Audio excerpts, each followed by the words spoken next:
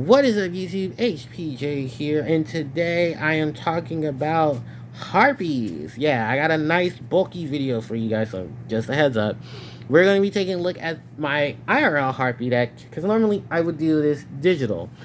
But instead, I'm deciding to go ahead and do it physical because it's a lot more easier in a case of I'm not limited to the restrictions of things, and things aren't going to hurt me to talk about things because of other things. And I'll get to that when I get into the video, because if you know Harpies, you know that main reason of why, and there's some things that I'm not running, but other people are, and I want to suggest some of those things as ideas or alternatives in case you wanted to run them.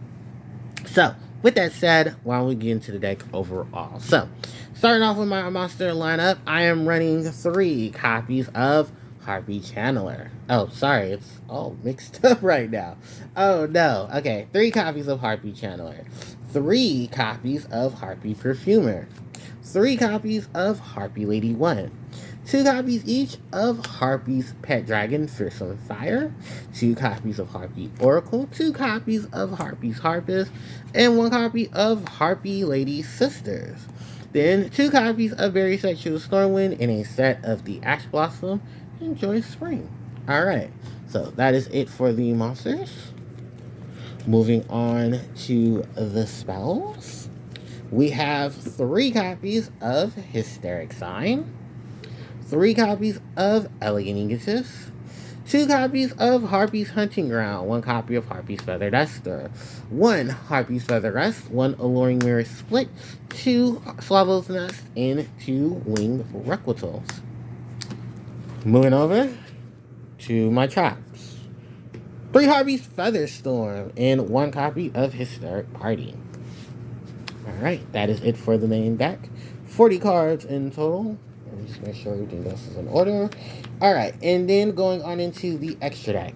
We have 2 copies of Cyber / Harpie Lady, 1 copy of Harpie Conductor, 1 copy of Harris Vulgar, the Desperate Doom Eagle, 1 copy of Appaloosa, the Bow of the Goddess, 1 copy of Farigite, the Burning Blossom, 1 copy of Shirag, the Ominous Omen, 1 Harpie's Pet Phantasmal Dragon, 1 Lightning Chidori, 1 Ice Beast Zero Fine, 1 Utopia Ray, Utopia the Lightning, Harmonizing Redelia, and 1 copy of Double Azus Sky Thunder. So that wraps up the main in the extra deck. So let's go on to these explanations. So your biggest sets and combo pieces start off with these 2 lovely ladies, Harpie Channeler and Harpie Perfumer. These 2 have basically we are the starters of the deck, and we do a lot of things once we hit the board. Harpie Channeler can discard any Harpie card from your hand and send it to the grave to special summon any Harpie monster from the deck. Actually, does it say grave? Look, I'm old, guys. I really have to read it. So you just discard any Harpie card and get the Harpie monster and put it onto the board. The other additional effect she has is that if you control a Dragon Knight monster, her level becomes 7. Then Harpie Perfumer can, when she's normal special summon, you can add any card, any spell or trap that will specifically list Harpie Lady Sisters in its text from your deck to your hand. If you control a level 5 or higher Harpie monster, when you activated this effect, you can add an additional card to your hand. Now, although this effect is once per turn, both of these monsters are amazing. Channeler can get Perfumer can get cards like Elegant Egotist, and then continue on your massive combo plays. Things that I love about this, and sincerely I say this because of just how amazing these 2 cards. These are 2 cards that you definitely want to have 3 of in your deck. These are your big combo pieces, your combo starters, and just ultimately the best thing you can specifically have for the Harpie archetype. And I'm so glad we have these. Definite 3 ofs. Alright, we're going to move on from these 2. Don't worry, we'll have enough to talk about with them, because next up is Harpie Lady 1. So I'm running Harpie Lady 1 over her other 5 options, but let's be real. The only other 2 options most people are playing are either the vanilla Harpie Lady or the Cyber Harpie Lady. While Harpies don't have their own Cyber Dragon, Harpie Lady 1 comes into play because she's the attack buff that can be very beneficial for Harpie, for just wind monsters and Harpie decks in general. The unexpected die plays a good factor in the Harpie Lady setup because remember, Harpies don't have the Cyber Dragon. The unexpected die can bring that onto the field.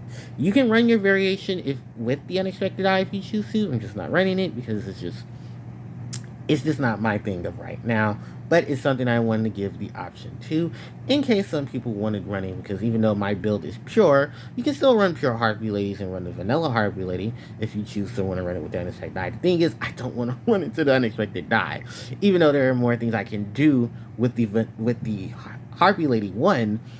I can't unfortunately do too many of those things with the unexpected die. I mean, if the die has to target a normal monster, and that it has to have no other monsters on the field. So while it has its restrictions, I don't want to have to opt into those restrictions. I want to have the ebb and flow continue on. And with the Harpie Lady 1, I can discard her off of things in order to the field, and she still has a relatively utilized effect. Cyber Harpie, unfortunately, doesn't, and that's simply because she's just meant to be a beat stick and to be summoned off of Elegant Aegis. While that can be sufficient if you're running that variation, it's not the most strategic move. But hey, you want to run 1-1-1 and then run the one unexpected die or two to speed up the process, go right ahead. It's just that, unfortunately, don't try to use it on Cyber Harpie Lady because remember, she's not an effect monster. I mean, she's not a normal monster. Although her effect is just to be it classifies her being Harpie Lady anywhere on the field, deck, grave, all of that. You cannot unaffected die her because she is Harpie Lady in name and she's still an effect monster. But that also said, the other Elegant Aegis target that I am running is Harpie Lady Sisters, who I'm going to get into some clarification of things very shortly once I talk about the next monster we're going to bring up. And of course, moving these to the side, let's talk about it right now. That is Harpie's pet dragon, Fearsome Firewise. So double FB finally being in the TCG is a great thing because it has the ability to special summon itself while a level 5 or level 6 or lower Winged Beast monster is on. Sorry, damn it, I keep getting this mixed up. If you control a level 6 or lower wind monster, you can just summon it from your hand. Then when it's sent from the field to the graveyard, you can send any Winged Beast wind monster from your deck to the graveyard. So it opts itself into being played in multiple of decks for the utility of sending things to the grave or being able to summon itself to help go into extended plays. It also opts for the fact that you can fit her into some decks, especially where there are decks that run very low level wind monsters. This optimally can help you go into the synchro monster of choice and then have some shenanigans with her. Now, for the Harpies, this gives Chandler a new target for a level 7 or higher monster. It doesn't make itself as much of a burden as Dragon, although I'm personally preferring to run 2. I do not need a 3rd because that is just way too many things clogging up the deck. And remember, I'm still running Sisters, so that's also one thing that I have to worry about there. Then, on top of that, makes Chandler 7. So if you summon Chandler, have this in the hand, special summon, then you can activate Chandler to go get Perfumer, then Perfumer's effect to go get 2 cards instead of 1, because not only do you have the level 7 or higher monster on the board now, but it's on the board once she activates her effect, and she can get more than 1 option now. So that just helps this deck tremendously. You have an extender, you have a monster who strengthens other cards' effects and give them more pluses, and then also a effect that when it's sent to the grave, it gives you an even bigger plus. Because let's say, for instance, you're running a combination deck of Harpies. You can send Tri-Brigade Nerval to the graveyard. You can go get curses. You can synchro into Cyber / Harpie Lady. If you're playing Simorgh, this is a great monster to fill in that position to help you set up your other winged beasts. You can also opt into sending Harpie Harpus, and that helps out with some things there as well. Sending her to the grave, she can get your other Harpie monsters that are level 4 or lower winged beasts. with 15 or less attack, being your 2 big targets, are right there next to Dragon. And then, of course, the other extender in the deck, because yeah, we're going to get all of them out at once, Harpie Oracle, who, while you control a level 5 or higher Harpie monster, you can social summon her from your hand. And then the turn she is normal social summon, at the end phase of that turn, she can add any spell or trap card that will specifically list Harpie Lady Sisters in its text and add it to your hand. So the thing about this is that the newer H Harpies, despite not having a Cyber Dragon-esque Harpie monster, you have 2 extenders that can be very promising. I'm just going to say for no, I only run 2 of each of these, because a third one would be very cloggy. You have enough support to circulate them around, and you only really need 1 out of the 2, because the other one's just going to go back into the deck because of cards like Harpie's Feather Rust. But hey, like I said, it's up to you if you want to run your numbers. Just fit them accordingly to how you want to. Alright, with that said, let's move on into the briefness that is the Harpie Lady, the Harpie Harpist, because of course, like I said, outside of her effect of when she's sent to the grave, the only other real benefit that you have from Harpie Harpist is her normal summon. I don't use her normal summon effect. I'm going to be particularly honest. That is simply because of 2 things. As you see in the deck, I am not running Harpie Dancer. And while that would be a great combination between Harpie Dancer and Harpie Harpist, I'm also not running Divine Wind of the Mist Valley, which is also another benefit plus. And this is something like I said, if Divine Wind in the TCG goes up to multiples, I might consider building a build that will circumvent around these effects. You also can play around, like I said, because the ability of both Harpie Conductor and Harpie and Cyber / Harpie Lady as well can a lot of the bounce effects in turns. Although they're not destruction removal, there is some removal in terms of these effects in the bounce, which can help with stuff like that comes out the extra deck that doesn't have too much protection. You can interrupt plays and then continue on strategies and stuff like that. Now, being as because I just want to say this now, I am not running Harpie Dancer for that, and I'm also not running Harpie Queen, although these are 2 prominent cards I'm sure most people are running. It's just that they're very situational, and even then, they're most likely going to be one-ofs in the deck if I do decide to play around with them. So, alright, I got that out the way. I got the Divine Wind. We've already talked about the Harpie Lady Sisters, but it's just a brief int. Harpie Lady Sisters, sadly enough, do not have another variant of themselves right now. It would be a nice variant to have. Like, have that additional monster. I'll talk about those in a second. To have that additional Harpie monster that isn't relegated to you being forced to summon it through Elegant Egotism. You know, have a monster you can play off Harpie Channeler and still be able to play something else in addition to that. While that being said, this is really only here for the reasons of it helps Perfumer have her additional target. It helps with Harpie Oracle being a way to summon her from the hand through her own effect. The effect of Harpie's Feather Rest to shuffle her back in case you did use her for the discard, and then you can go, and if you search through, you get your Egotist, you can summon her off the Egotist, and the biggest target you can have off of Elegant Egotist if that's anything to add on to it. We're all hoping for their retrain. Fingers crossed. Alright, moving on from there. The barrier statue of the Stormwind. I know a lot of people have been very skeptical of running this monster, but I still run it because there's so many different... This is your lockout for decks that are not wind. And outside of Floowanderees, I don't think there's too many issues that you'll have to really run into. But hey, if you can slow down your opponent, which is why I said I'm running 2 of these, go for it. Harpist can search for it. You can opt in the Divine Wind. You can opt in the Harpie Dancer strategy. There's also the play with the Ties of the Brethren, if that's something you want to go into. I'm running the Swallow's Nest. Switch out a Harpie to put in the barrier statue to force your opponent to not be able to do things on their turn if they're running a deck that isn't wind. And remember, they'll still have to beat over this monster. So while Harpie Lady 1 comes in handy there even more. Alright, and then your hand trap of choice is the Ash Blossom and Joyous Spring, because it's efficient hand trap. Alright, that is the monsters. Moving on into the spells, Hysteric Sign, Elegant Egotist. Another dynamic duo. Your sign can go get Ego, Ego can go get your Harpie Lady or Harpie Lady sisters. You're swarming the field.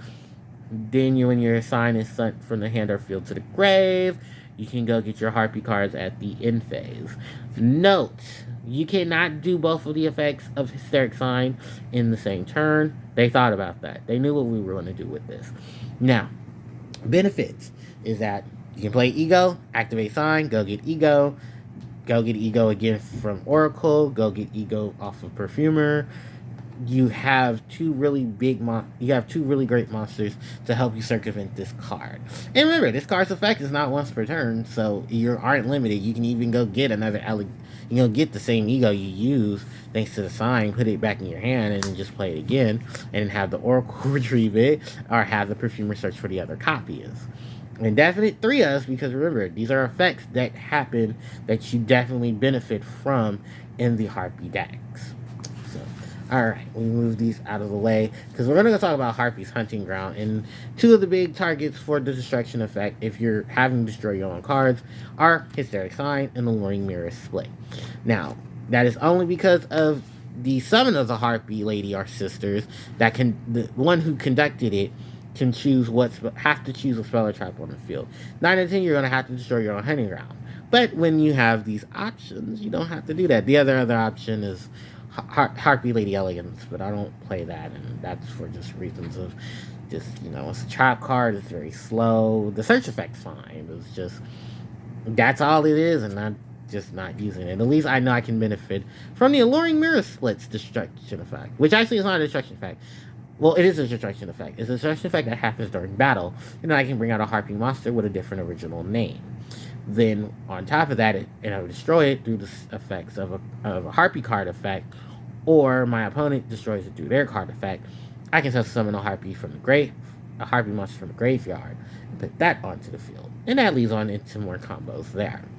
So, yeah, definitely, the whole thing with Harpie's Hunting Ground. While I'm not running Queen, Oracle, and Perfumer, can help me recycle this card and add it from my grave or my deck to my hand. Alright, we've talked about these. We talked about the Alluring Mirror Split. The other removable card is Harpie's Feather Duster, which is a card you can retrieve off Hysteric Sign's effect, or you can get it off of Harpie's Feather Storm's effect. A rare occasion, but hey, it does help us get one of the best removal spells in the game. The other ones are Heavy Storm, which is banned for many of reasons, and in Giant Trunade, which doesn't destroy, but it removes, and it's a pretty nasty removal of things that can be checked, including the fact that it can be checked itself. Anyway, Harpie's Feather Rest is the Pot of Avarice for the Harpies. You can send back any Harpie Lady or Harpie Lady Sisters, at least 3, has to be 3 of those, back from your deck, from your graveyard into your deck, and then you can draw a card. While you control a level 5 or higher Harpie monster, which that's not hard to do in this deck, you can draw an additional card. And because you've activated this card, you can only summon wind monsters for the rest of the turn. Not normal summon, but special summon. But that shouldn't be a problem either, because Harpies have a great pool of wind monsters that they have access to. Moving on from that, I've talked about this card enough. The Swallow's Nest. Tag in 1 bird, get one of the same level from your deck or hand. Combo plays. Get your barrier statue. Put another Harpie on the field. Trigger some of their abilities. Get things going and fast. If you want to run this with the Unexpected Die, you're more than welcome to. The Harpie have access to this amazing draw card. Any Winged Beast deck has access to this amazing draw card. This is the Winged Requital. Pay 600 life points when you control 2 or more Winged Beast monsters that do not share they share different original names. Draw 2 cards. Freebies. Alright. Now, moving on from that, we have our Infinite Trap cards. We have the Harpie's Feather Storm, which has seen a lot of play in Floowanderees because of its ability to negate your opponent's monster effects for the turn while you control a Winged Beast. But if you control a Harpie monster, you can activate this card from your hand, and when it's destroyed by your opponent's card effect, while in the Stolen Trap card zone, you can add Harpie's Feather Duster from your deck or grave to your hand. Hysteric Party is here for the Swarm. That is the only reason why. And there's only 1 copy of it because right now, 2 is way too much. 2 can be optimal, but it can be an issue of drawing into it. And then 3 is just way too cloggy. You don't have to run 3. Just 2 or 1. That should be sufficient enough. And like I said, you have enough summon effects through this deck to be fine with that. Some additional things to talk about. We're going to go on to the extra deck. We have 2 Harpie monsters in the extra deck. We have 3, but the 2 that are always the 2 that are treated as Harpie Lady are our Conductor and our Cyber Slash. We have Harpie's Pet Phantasmal Dragon, who ultimately here, these are your great monsters for your extra deck. Still hoping for some good monsters in the main deck. Like I said, we want a beast of a monster. We need a boss monster in the main deck. Then we can survive both main and extra deck with good utility. Now, Cyber Slash Harpie Lady has the effect to bounce cards, either your opponent's monsters or your Harpie monsters, back to your hand when a Solar Trap is activated. In correspondence, I think this has to target, right? No, yeah, target's a monster. You can bounce back to your hand. Yep, okay. And then she's Harpie Lady watching them from the graveyard, which works out well because you have Hysteric Party, you have Lord Mirror Split, you have ways to bring her out onto the field. And I definitely run 2 of her just for that sufficiency. 3, not really needed unless you're playing stuff like, I don't know, Phalanx Pike Beatdown with the Harpies. Because remember, more names. Then we have Harpie's Pet Phantasmal Dragon, who basically is just an all-around defender. He can poke at your opponent's life points directly for the material that he has. And at the end phase of your turn, you can detach your material from him. But hey, with a whopping 6k going to the face, I mean, at that point, if you're not winning the game, I don't know what to tell you. But it can be a bit of a hassle if you're trying to summon it, because like I said, there are some issues with trying to summon this big boy. And it's simply just the requirements to it. Now, someone on a cheaper requirement level, the greatest offense in be an amazing defense, and that is thanks to Harpie Conductor, who, while she's on the field, if Harpie monsters will be destroyed by battle card effect, you can destroy a smaller child card you control instead. This works out with cards like your Alluring Mirror Split, where you can destroy that and benefit from its effect. You can destroy Harpie's Hunting Ground and stuff, and Hysteric Sign, and do all those beneficial things. Her other ability only really works if you're bouncing back cards, and it's a rare occasion where I ever have to bounce a Harpie monster back. But when you do, you can target an opponent's monster that was special summoned and bounce that back. So yeah, there's some utilities there. Some, it's not sufficient, and I haven't built a big deck enough to really survive around that. The Link monsters in the extra deck can be your variation, but I am running Fearsome because she's a quick extender for more monsters. We have Halva's Vulgar. He isn't bad, but I hope we get some more sufficient options, just because I like the extended plays. I haven't really found a Link 3 monster that does that to where it's events to the Harpies. Or maybe I'm just not looking in the right direction. I know there's a Tri-Brigade monster that does it, but he gets those at the end phase. So yeah, that's the only downside to him. Appaloosa is here for the massive negate that she can bring for any deck that can survive her material. And the more material that you use, the more negate that she gets. She's also a wind monster, so that doesn't hurt you with Harpie's Feather Rest. And that definitely helps support you, because you can give Harpie Lady 1 onto the field and give her even more boost, so she can help swing over things or have more additional points to help you negate stuff. But I think you at least need all three Harpie Lady ones for her to get at least, I think it's 18 per, and then she loses 18 for her negate. Because she has a negate for every monster used for her material. And then you have another big monster you can go into. You have your boy Simorgh, who when any time a winged beast warrior, or beast monster is special summon, or he self summons himself, you can banish any card on the field. And that can be very beneficial when you want to get rid of some threats. And remember, a 3k winged beast monster on the start. So yeah, some nasty things you can do with that. Alright, we're going to move on from our Link monsters and outside of Dragon. Let's talk about our extra deck in terms of the other utility monsters. Chidori for some removal on its summon and its once per turn effect. Zero Fine for the negation effect and making herself a big beat stick so she can take out some things.